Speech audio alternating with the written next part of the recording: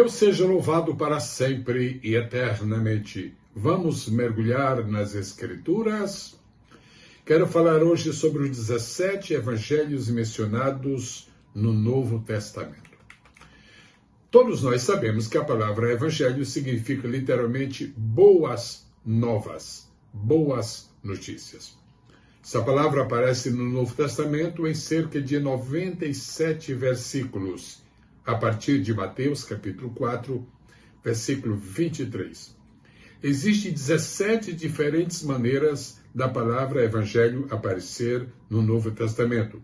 Eu vou mencionar uma após outra a partir de agora. Primeiro, Evangelho de Deus.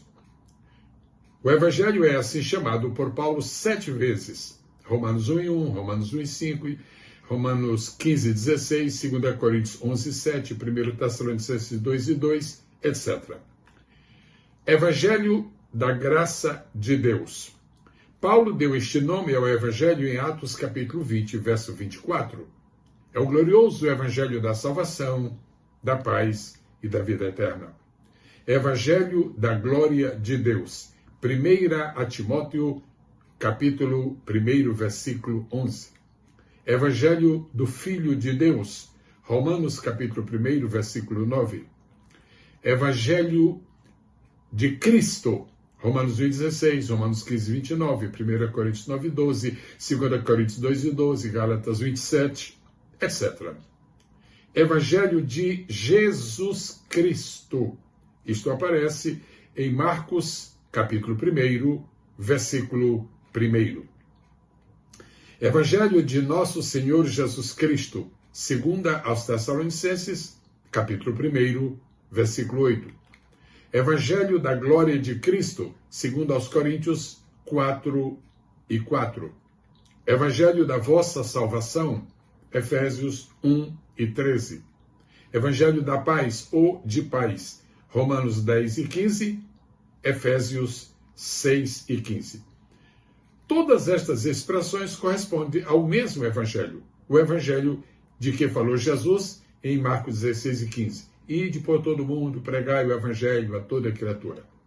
Adicionalmente, nós encontramos outras expressões. Por exemplo, Evangelho do Reino aparece nos seguintes textos: Mateus 4:23, Mateus 9:35, Mateus 24:14. E acrescenta-se ainda Evangelho do Reino de Deus, que é o mesmo Evangelho do Reino. Ocorre em Marcos 1:14, Lucas 4:43 e Lucas 8:1.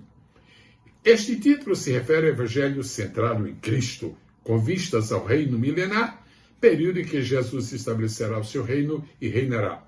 Essa dimensão do Evangelho foi pregada por Jesus durante seu ministério terreno e foi rejeitada pelo que os seus ouvintes o crucificaram.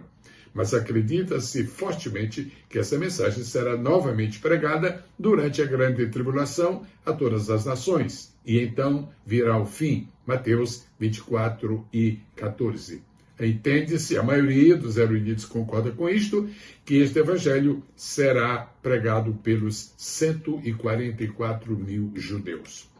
Evangelho eterno aparece apenas uma vez. É Apocalipse, capítulo 14, verso 6. Este é o evangelho que será proclamado durante a grande tribulação. O texto assim declara: E eu vi outro anjo voar no meio do céu, tendo o evangelho eterno para pregar aos que habitam na terra, e a toda a nação e tribo e língua e povo, dizendo em alta voz: Temei a Deus e dai-lhe glória, pois chegou a hora do seu juízo, e adorai aquele que fez o céu, e a terra, e o mar, e as fontes das águas. Evangelho da circuncisão é mencionado por Paulo em Gálatas 2, versos 7 e 8. Trata-se do evangelho enviado aos judeus, logo as pessoas circuncidadas. Está escrito assim: Mas, ao contrário, quando viram que o evangelho da incircuncisão estava confiado em mim, como o evangelho da circuncisão era para se esperar, pois aquele que operou efetivamente em Pedro para o apostolado da circuncisão, o mesmo era poderoso em mim para com os gentios. Evangelho da incircuncisão, que está também em Gálatas 2:7. é o evangelho enviado aos gentios incircuncisos. Meu evangelho, uma expressão típica, só aparece em Romanos 2:16 e Romanos 16:25. E ainda mais, outro evangelho está escrito em 2 Coríntios 11, verso 4, Gálatas 1:6, Gálatas 1:8, Gálatas 1:9. Interessante que das 4 menções da expressão outro evangelho, 3 estão na Epístola aos Gálatas, aquela epístola que foi escrita para combater as heresias, as controvérsias, as divergências encontradas no seio da igreja da Galácia.